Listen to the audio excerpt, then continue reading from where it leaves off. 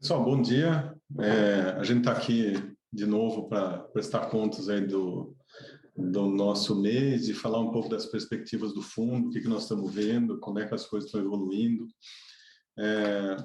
Vou falar um pouco aqui de alguns temas. Alguns eu só vou entrar rapidamente, só para embasar um pouco as posições do fundo, mas é coisa que o Elson certamente vai desenvolver mais aqui, porque é um tema de conversa nossa aqui todo dia. Então, não tem muita novidade aqui nisso. Mas vamos lá.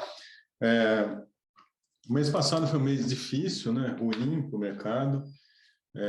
A gente teve, no começo do mês, o Fed cravando lá os 75 pontos.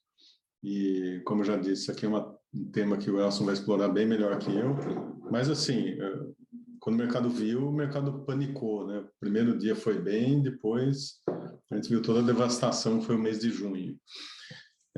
A gente continuou, né, com a guerra, não tem nenhum sinal que a guerra vá parar. Eu acho que o que a gente tem visto é que vão ter novas ofensivas ainda, então acho que está longe disso aí amenizar. Talvez tenha alguma negociação em torno de petróleo, enfim, mas isso é um tema mais para frente, né? Mas que tem um risco, e que a gente tem falamos agora na reunião da manhã, tem o risco do gás na Europa, né? A gente tem visto o gás subiu 700% em um ano na Europa, um negócio assim, inimaginável. E a gente tem discutido aqui também, internamente, os riscos para o petróleo, né? Risco de recessão global, como é que fica o preço do petróleo. Então, assim, o petróleo que era a nossa commodity preferida, já assim, a gente está enxergando riscos relevantes aí nesse trade. Acho que o outro tema aqui também, eu estou passando todo o tema macro aqui, que assim, vou embasar todos o que a gente tem na carteira aqui. Os juros no Brasil, o Elson vai falar mais, né, dependentes de inflação, o pré não tem aliviado, né, então as posições nossas domésticas têm sofrido por conta disso.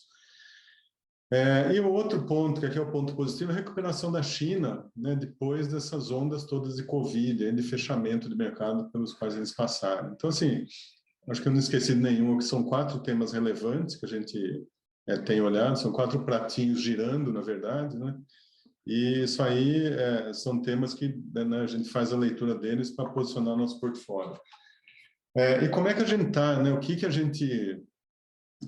é que a gente está hoje? O mês só para falar um pouco do mês de junho, né, que não foi um mês positivo para a gente, né, ganhou algum dinheiro com spreads que a gente tem na carteira, e a gente tem sido muito ativo nisso, em montar e desmontar, né, às vezes muito rápido, às vezes são spreads que ficam 3 dias na carteira, estamos desmontando um hoje, tem um ganho de 5%, o outro tem um ganho de 4%, já estamos saindo. Outros que a gente vê uma perspectiva muito melhor, a gente tem spread com 18% de ganho na carteira, que é 4%, 5% do PL. Então, assim, a nossa performance no mês passado não foi boa, foi em linha com o índice, mas, assim, tivemos ganhos relevantes em algumas coisas. Entre elas, a Eletrobras, né, foi o melhor tema da carteira no mês passado. Deixa eu só repassar aqui os números principais de P&L da carteira. As principais perdas aqui que nós tivemos foram em commodities, principalmente nas de petróleo e em Vale também. Então, assim, commodities foram 5,8 pontos percentuais de perda na carteira. Depois o varejo, e aí o varejo em 2 posições que a gente gosta e que a gente acha que foi uma performance transitória. Açaí e Centauro, tá? Foram as 2 principais perdas. Açaí, a gente, assim, foi um movimento que aconteceu mês passado, poderia ser esse mês, mas a gente está ainda assim, muito convicto da posição, é uma posição grande do fundo, uma das principais, e vai continuar. E a Centauro, né, o SBF, né, que é a Centauro mais a Fisia, que é a Nike no Brasil, é um tema que assim, a gente continua muito confortável com ele, a Nike crescendo barbaramente. Então, assim, aconteceu, né, toda a parte doméstica foi mal e não é de se esperar que fosse diferente com a Centauro. Tivemos alguns pequenos ganhos aqui em varejo, né? Short em Magazine Luiza, enfim, algumas coisas. Locadoras também foi uma outra fonte aí de prejuízo para a gente mês passado. Mas também é um tema de carrego, aí eu vou detalhar um pouco mais na hora que eu falar da composição do portfólio. Do lado de ganhos, o que nós tivemos? Ganho no short e no índice, quase 2 pontos. Ganho também na carteira de utilities, principalmente Eletrobras. A Eletrobras foi 1,4 ponto percentual de ganho. E um ganho marginal, porque é uma posição muito nova ainda, no short no S&P. Então, um ganho pequeno, mas assim, que já começa a aparecer e a proteger o portfólio. Então, acho que os destaques foram esses. Depois, na parte de perguntas, aí, se alguém tiver alguma dúvida, eu respondo. Mas vamos lá, como é que a gente está posicionado hoje? A gente tem uma posição relevante ainda em commodities, com 24,5% do PL. Uma participação relevante disso ainda é petróleo, que a gente vem reduzindo. A outra parte é principalmente frigoríficos, a gente está otimista com isso. Ex-Estados Unidos, a gente acha que lá o ciclo, de fato, está começando a inverter, a gente já vai ver margens bem piores agora no segundo trimestre. E não adianta, né, a gente olhar e dizer que as empresas estão negociando com múltiplos muito baixos, enfim, que a ação vai caindo. A gente tem visto o que está acontecendo com o JBS aí, ultimamente. Então, essa posição é 24,5% do PL, mas a posição bruta aqui é grande. Tá? Depois tem o varejo, que é 29% do PL. Metade disso aí, um pouquinho mais da metade é alimentar. Então, já falei de açaí, que é uma posição grande. E vestuário é uma parte, 14% do PL. E vestuário engloba Centauro, Renner, enfim, são posições que a gente gosta, que estão protegidas aí por outras que eu vou falar mais adiante também. Temos 24,5% de utilities. Essa é uma posição que veio crescendo ao longo do mês passado e já acho que ajudou a gente no mês passado, é uma posição que a gente gosta, a gente acha que aqui tem uma TIR real muito alta nas posições todas, a gente calcula aqui que na média de tudo que a gente tem nessa rubrica aqui de utilities, que é todo no setor elétrico, a gente tem uma TIR real por volta de 14%. Então, assim, é muita coisa e evidente dependendo de juro longo fechar aqui, né? O Elson depois vai explorar melhor isso também. Locadoras, 15%. Aí combina localiza e locação de pesados, né? E incorporadoras de imóveis com 16% do PL. Aqui tem vários, né? Tem uma carteira grande, mas principalmente Cirelli Direcional. Direcional continua com as margens muito boas, nós tivemos um bate-papo com eles a semana passada. Já estão vendo, né, o efeito, não no custo direto já, mas já estão vendo commodities cair, e isso aí permite com que eles continuem com essa margem que eles vêm fazendo. Então, não tem perda de margem aqui. Tá? Então, assim, é uma notícia muito boa e lá não tem problema de vendas. E temos também Cirela, que é uma posição grande, uma empresa que a gente gosta. Tem uma posição conservadora de balanço. Então, assim, essa é outra coisa que a gente tem olhado muito nas empresas, né? Como é que está o balanço dessas companhias. E depois temos na posição vendida, uma posição no S&P por volta de 15% do PL, e no índice aqui no Ibovespa, por volta de 20%, a gente está até atingindo isso hoje, né? Então, assim, já temos uma defesa relevante aí do patrimônio do fundo. Posição net comprada de 75%, e gross de 190. E o gross, eu já falei, né, tem muito valor relativo e não é simplesmente carteira contra índice. Mesmo que seja contra índice, ela está muito marcado ali. Então, a gente acompanha cada spread, né, e a gente vai realizando o resultado. A última safra aqui de mais ou menos 1 mês e meio, 2 meses para cá, tem sido toda, assim, extremamente ganhadora para o fundo. Então, a gente está bem animado com isso e olhando com muita atenção esses spreads. Então, assim, o desenho, assim, basicamente o desenho da carteira é a posição de mais ou menos 60% do PL em domésticos, um pouco mais, né, contando aí varejo, locadoras e construção. E o short no índice para proteger isso aí e no S&P também, protege essa carteira principalmente. Então, assim, nessa parte aqui, que é um pouco mais nervosa, a gente está bem casado. E o que a gente tem de net long é o que a gente acha que assim, tem um potencial grande, que eu até tirei do que está spreadado com os índices, eu tirei o açaí, né? Nossa conta daria mais de 60. O açaí é um tema que a gente acha que está muito mais defendido. Então, a gente tem o açaí, tem as commodities e tem utilities também, que são posições soltas da carteira, que a gente considera mais defendidas. Tá? Acho que é isso aqui da minha parte. Eu vou passar para o Elson agora e volto aqui para as perguntas. Bom dia, pessoal. Vamos lá, então. Eu vou tentar dar um pouco mais de detalhe dessa descrição da carteira que o Marcelo deu. Acho que esse jeito que o Marcelo foi quebrando a carteira é bem como a gente está pensando realmente. A gente gosta das histórias domésticas. Acho que tem uma oportunidade grande aqui, mas tem um carrego que é mais difícil. E o que deixa ele mais difícil é menos a questão inflacionária, porque eu até acho que tem histórias aqui mais positivas na margem, pelo menos pensando nisso. Mas muito mais no ambiente global, né? Então, no fundo, a gente está meio travando a carteira mais doméstica aqui, com índice short S&P, e deixando uma parte que é mais staples, né, que é o varejo alimentar, que tem momento, que ganha com a queda de inflação, que tem uma história interessante, tem triggers micro importantes aí, com extra para sair.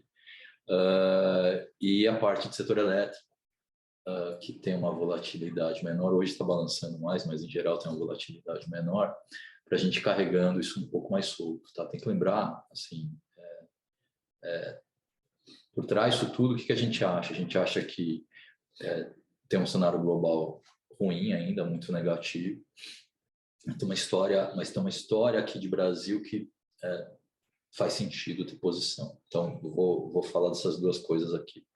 O global, eu acho que a história do mês de junho e a história que acho que o mercado vai continuar fazendo para frente é uma história de desaceleração muito grande, de riscos de recessão.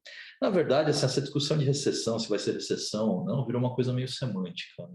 Eu acho que ficou um pouco inócuo. Por que isso? Porque quando você pega os últimos dados, pega US, pega Europa, pega um pedaço da Ásia, lá que China, claramente as economias globais estão sincronizando uma desaceleração. Tá? Isso vem muito por manufatura, né? Por isso que é sincronizado, sempre vem do setor industrial. Parte disso é porque você já consumiu uma quantidade gigantesca de bens ao longo da pandemia, agora você está fazendo essa migração para serviço, um assunto que a gente já tratou várias vezes. Mas parte relevante também é porque preço de commodities e agrícolas, energia principalmente, diminui a renda disponível, mesmo que as famílias tenham poupança, na margem elas estão consumindo menos bens. Isso está trazendo a economia global para um nível mais baixo. E aí, assim, nesse nível, você sabe que a economia está crescendo menos, você sabe que earnings estão vindo para baixo. Você separar o que é uma desaceleração, porque é meio de ciclo, do que é uma espiral mais excessiva, hoje não dá para dizer. Assim, as duas têm a mesma cara, a economia está desacelerando, no fundo é isso. Por isso que eu acho que assim, essa discussão ficou um pouco inócua. O trade é apostar em recessão, até pelo menos você ter dados um pouco melhores aí isso vai ter que vir de consumidor, um pouco de capex do setor privado, para suportar a tese de que a economia pode crescer um pouco mais globalmente. Tá? Mas, por enquanto, não é essa a dinâmica. Além disso, tem dois fatores aí que eu acho que acrescentam risco para essa história. Os dois passam por energia, né? Então tem claramente uma carência de derivados de combustível, gasolina e diesel, mas gasolina para a US principalmente. Aqui a única coisa que vai segurar essa gasolina aparentemente é a demanda, então ou a economia desacelera ou você vai ver essa gasolina subindo mais. Gasolina mata a renda disponível na veia, né? Então aqui se a gasolina sobe mais 15%, 20%, que é o que algumas casas aí que olham para esse mercado bem têm projetado, temos um problema, tá? Então, pode faltar um pouco de renda disponível, pode faltar crescimento. E o lado do gás é uma história geopolítica interessante, que é, quando você olha para exportação de petróleo na Rússia, o Putin, a Rússia conseguiu diversificar o petróleo que ia para a Europa, principalmente, para outras economias que não estão participando, pelo menos de uma maneira tão ativa, das restrições que o Ocidente impôs para os russos. Então, Índia e China, principalmente, estão comprando boa parte desse petróleo. Isso dá uma folga para o Putin. Hoje, por incrível que pareça, eles estão exportando em volume mais petróleo do que faziam pré-invasão. Isso dá uma folga para o Putin, tanto do ponto de vista fiscal quanto do ponto de vista de balanço de pagamento. E valendo isso, quer dizer, quando ele consegue diversificar, ele consegue restringir a oferta de energia para a Europa, isso é principalmente gás. Então, hoje, se você olhar a oferta de gás para a Alemanha, está 70% abaixo do que fazia nesse mesmo período do ano, na pré-invasão, no ano passado. Então, ele está apertando o torniquete do gás lá. Se você trouxer isso para níveis mais baixos, assim, essa fase no verão acho que tudo bem, você deveria estar recompondo estoques, mas no inverno claramente isso vai ser um problema. Pode virar uma história de racionamento de energia para alguns países europeus, Alemanha inclusive. Tá? Isso acho que é um belo trigger para a recessão. Então, olhe para preço de energia e olhe para essa dinâmica de desaceleração que a gente está vendo, com razão o mercado está botando um risco de recessão maior nos preços. Como é que isso impacta a gente? Eu acho que tem uma história boa, tem uma história de China. A história de China é mais sólida que tem hoje globalmente, ela está em outro momento. Está soltando policy, está fazendo a recuperação, mas quepada por Covid zero, né? Então, assim, se você tiver, sempre que você tem algum case de Covid pipocando em alguma região, você vai lá, fecha por alguns dias até zerar de novo. Isso bota um limite aí na recuperação. E aí isso torna a recuperação de China, de commodities também, uma coisa meio heterogênea.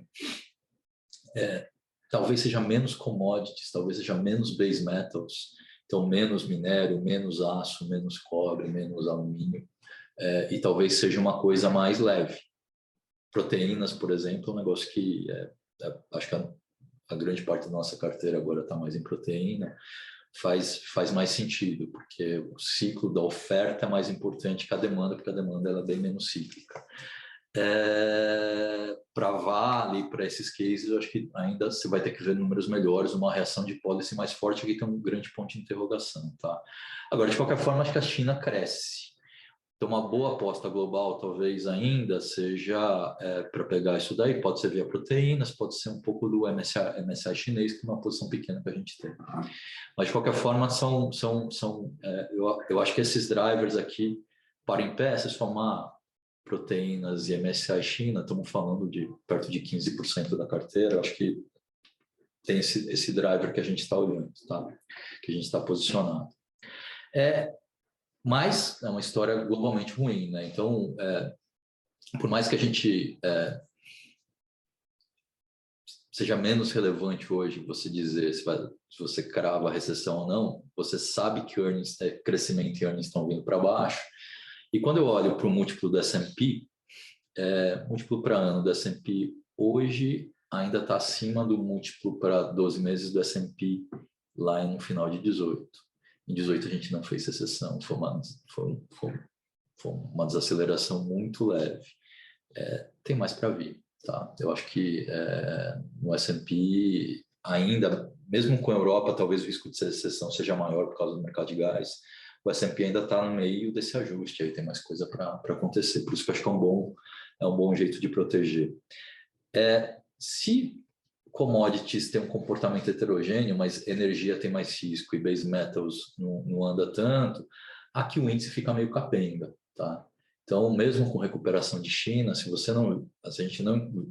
eles não fizerem um policy mais forte para infraestrutura, para housing na China, a gente não tem recuperação de metais, e aí nosso índice fica um pouco para trás. Por isso que eu acho que para esse tipo de ambiente, o short no índice também pode funcionar. A gente demorou um pouco para fazer esse short, tivemos um pedaço, né, via puts na primeira quinzena do mês passado. Agora voltamos via índice mesmo, tá? Acho que faz sentido para proteger a parte doméstica. No mercado local, aí eu acho que é onde você tem oportunidade, tá? Aí dividindo a carteira, então, a gente tem os shorts estão pensando lá fora, com uma ponta comprada em China e uma ponta comprada em commodities, mais em proteína, do que no resto. O resto a gente olha, a gente está diminuindo e base metals a gente não tem praticamente. E o resto da carteira é basicamente exposição no mercado local, nessa divisão que o Marcelo disse. Então, a gente tem um pedaço que balança menos, a gente gosta da história de longo prazo, acho que tem triggers curtos para o varejo alimentar. Inflação caindo, o varejo alimentar é o único case que se beneficia desse populismo todo aí, com tarifas que o governo está fazendo, porque vai liberar renda disponível para as famílias rapidamente. Tá? Inflação de alimentos deve cair um pouco também, então a demanda, a renda real do cara do varejo mais alimentar vai subir. Então, esse downtrade que esses caras iam fazendo nos portfólios das famílias, né, no carrinho de supermercado das famílias, esse troço provavelmente reverte pensando nos próximos meses. E a gente gosta do setor elétrico como um todo. Tá? Os cases mais relacionados a juros, que é o restante da carteira, então tem mais 40 e poucos somando varejo alimentar e setor elétrico, tem mais uns 40 e tantos também para varejo vestuário, home builders e rentals, basicamente. Não são cases de earnings, tudo história de repricing por causa de estar com múltiplos muito apertados e estar com o juro real muito alto. Eu acho que essas são as duas grandes distorções que a gente tem no mercado hoje. Assim, olhando, é verdade, o mercado está balançando muito, mas quando eu olho para o juro real, a gente já discutiu isso aqui bastante, o juro real está a 6% no 10 anos, ele está em níveis compatíveis com o da Dilma. Né? Se você olhar a inflação implícita, ela está flat em 7% na curva inteira. A inflação implícita caiu no mundo inteiro. Aqui no Brasil ela segue flat em 7%. Eu acho que esse 7,6 de juro real é muito distorcido. Assim, estamos precificando uma situação muito negativa para o Brasil. Quando você olha um pouco mais adiante, ainda que os sinais sejam muitas vezes contraditórios, eu acho que a dinâmica de inflação te ajuda. É claro que você vai ter uma resistência da inflação de serviços. Esse é um risco. Um pedaço dessa inflação de serviços é reabertura, um pedaço é indexação, um pedaço pode ser alguma coisa de mercado de trabalho, mas essa realmente me parece ainda uma hipótese menos provável. Mas isso aqui vai demorar um pouco mais para desacelerar, mas no nível de juro real que a gente tem, isso desacelera também ao longo do tempo, tá? Desde que a gente não faça nenhuma grande bobagem fiscal. Os outros componentes, eu acho que começam a melhorar. Nós estamos vendo commodities, principalmente as agrícolas, caindo muito. E aí a agrícola tem uma história um pouco melhor de oferta, então isso ajuda. E estamos vendo, que é o meu começo da história, toda a parte de demanda de bens caindo rapidamente também globalmente. Você está com estoques maiores, já bem ajustados. Você pegar os resultados das empresas de varejo americana, quase todas aí, principalmente as que estão olhando para a renda mais baixa, com problemas de excedente de estoque, a pressão de preço diminui. Tá? Então, eu acho que a gente vê uma pressão de preços menor em bens, um pouco maior em serviços, ou mais resiliente em serviços, mas o grosso da pressão inflacionária, quando a gente pensa na inflação aqui no mundo, ver a inflação de bens, então a dinâmica me parece melhor. Tá? O que falta aqui, eu acho? Equacionar a questão fiscal. Aqui não tem jeito, vocês sabem já, a gente já discutiu muito isso, né? Isso depende do desfecho da eleição. Acho que a simetria está toda aí, porque esse nível aí de 6 de juro real, com 7 de inflação implícita, desses 13, 12,5, 13 que a gente tem na curva longa, Isso daí é basicamente um problema de falta de credibilidade, o policy como está hoje. Tá? Não vejo... Se o Bolsonaro ganhar a eleição, talvez até melhore um pouco no curto prazo, porque o Centrão não rasga dinheiro no primeiro ano, né? Depois ele vai ficando crescentemente populista. O Centrão dá a pauta do governo. O governo hoje é basicamente a agenda do Centrão. Não deve mudar com a vitória do Bolsonaro, é mais ou menos o preço onde está. No Lula, é aquilo, acho que a gente já comentou, né? O Lula são as duas caudas dessa eleição. Às vezes ele falando, a gente pensa muito na cauda negativa, é verdade, porque ele está basicamente rodeado dos economistas do PT. E o que a gente ouve de lá não são coisas boas. Por outro lado, acho que o Lula a gente não pode pensar muito no que o PT fala, mas acho que a gente tem que pensar o Lula nas restrições, esse governo. E quando você olha para as restrições que esse governo tem, a maior delas está no Congresso. Se ele quiser fazer qualquer coisa, ele tem que mudar o regime fiscal, então tem que tirar o teto, precisa de 3/5. Para colocar alguma outra coisa no lugar, só tirar o teto, eu acho que ele não consegue voto. Porque ele vai ter uma oposição muito grande, mais ou menos uns 100 deputados, 100 e pouco, que é uma oposição da direita, que vai ser completamente contra isso. E os caras com quem ele consegue montar a coalizão, que são PSD, MDB, PSDB, são os caras que botaram o teto de gastos lá atrás, no fundo. Né? Então, acho muito pouco provável que ele consiga derrubar isso daí e não botar nada no lugar. Então, ele tem que botar alguma coisa que faça sentido do ponto de vista de regime fiscal. Acho que aí é operar restrição. Além disso, o Lula não vai fazer mais do que 130, somar toda a esquerda lá. Não vai, hoje toda a esquerda tem 130 deputados, acho difícil ela fazer mais do que 150. Você precisa de 171 para evitar impeachment, você precisa de 257 para tocar o dia a dia do governo. O Lula vai ter que montar uma coalizão, ele está falando isso. O que o Lula fala do ponto de vista político é melhor do que fala do ponto de vista econômico.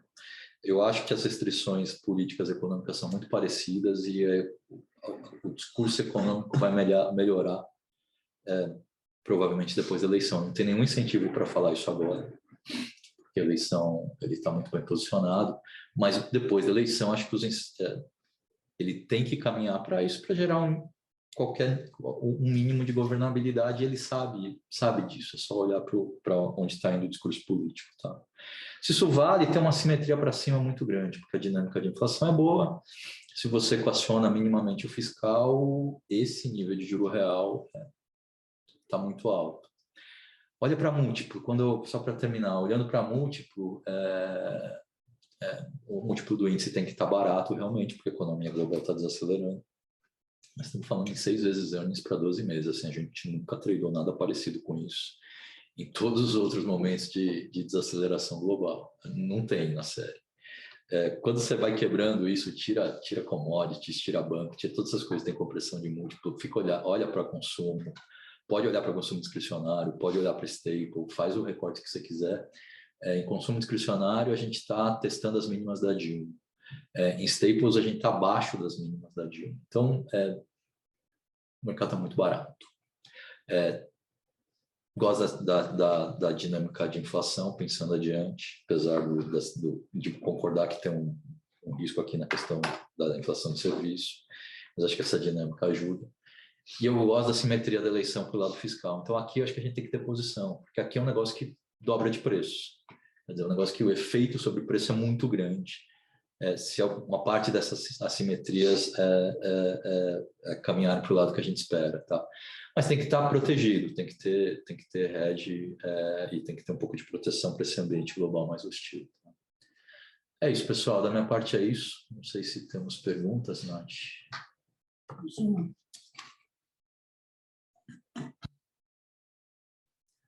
Pessoal, se alguém quiser fazer pergunta, é só escrever, a gente responde online, tá?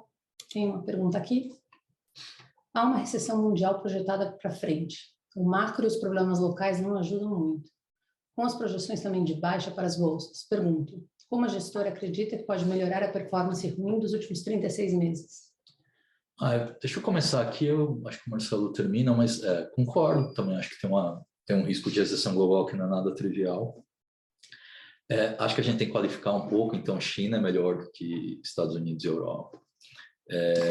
E aí acho que dentro de China a gente tem que qualificar também qual tipo de ativo chinês vai se beneficiar. Falei bastante aqui sobre proteínas, falei sobre MSCI chinês, acho que são histórias boas. É menos Vale, menos base metals, provavelmente menos índice aqui. Então, mas é um ambiente global hostil, você tem toda a razão.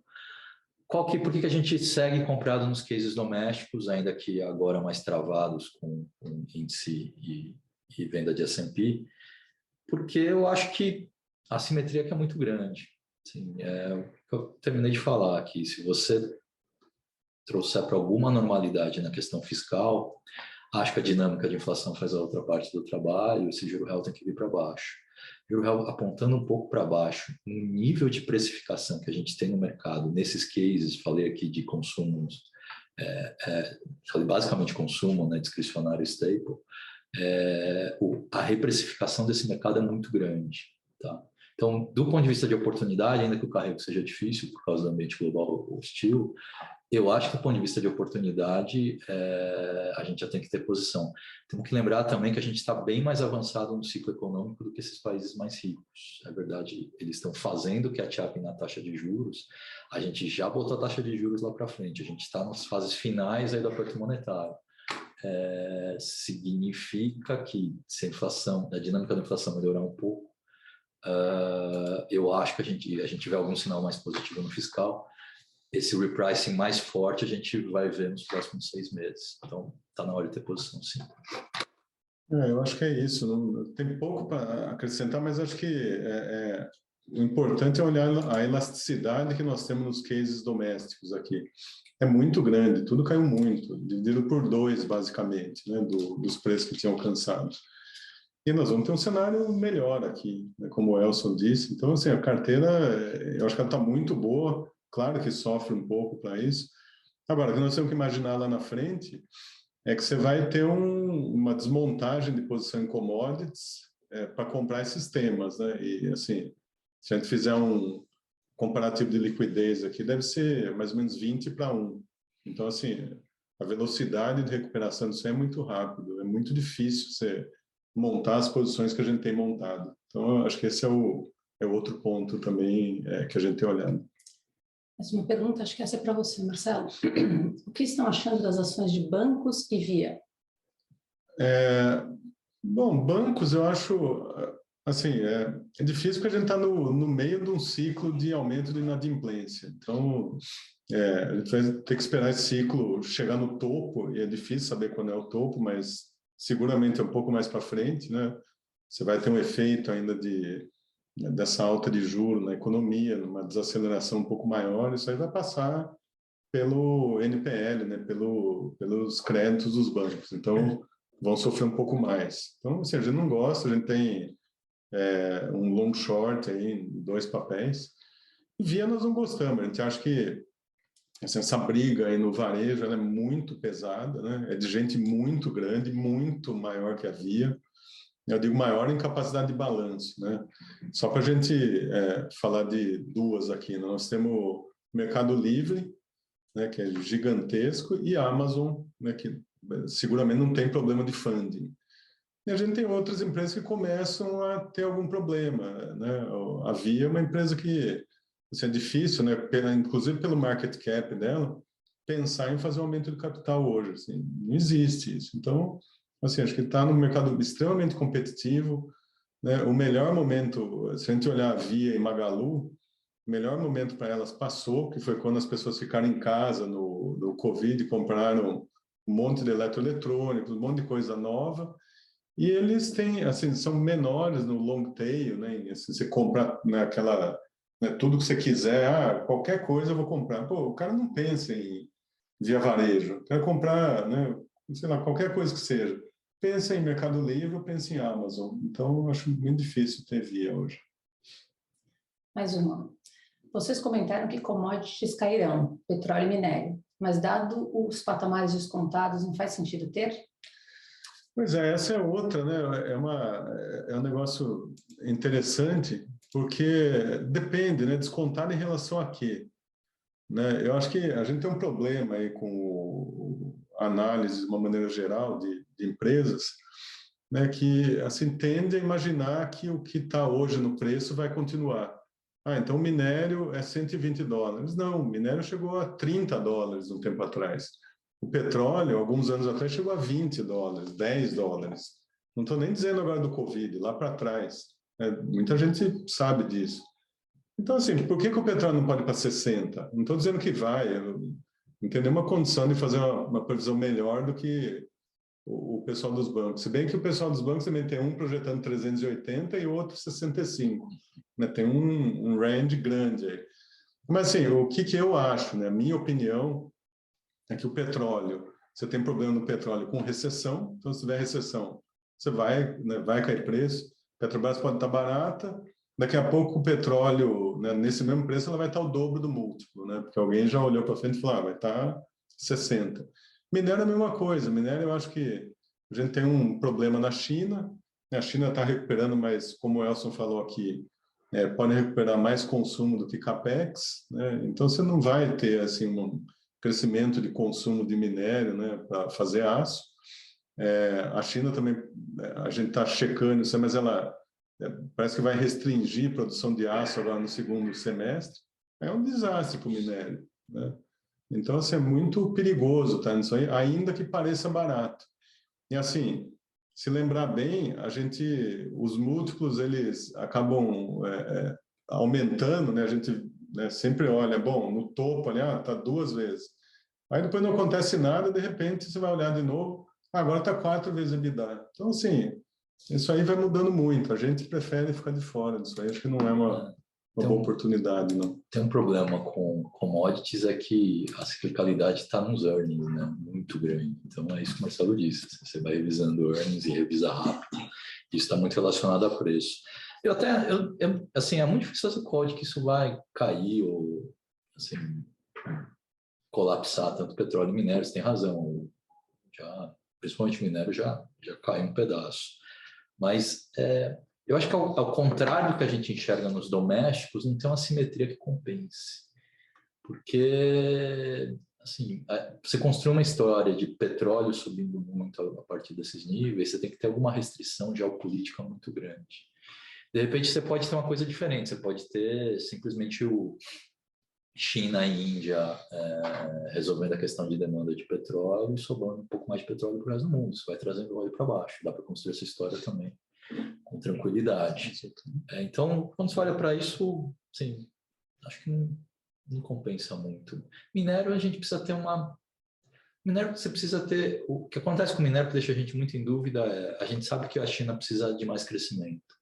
Só que ela está fazendo policy, está soltando crédito, está mais flexível em relação ao regulatório, mas ela foi até a página 2 nos estímulos aí para housing, principalmente.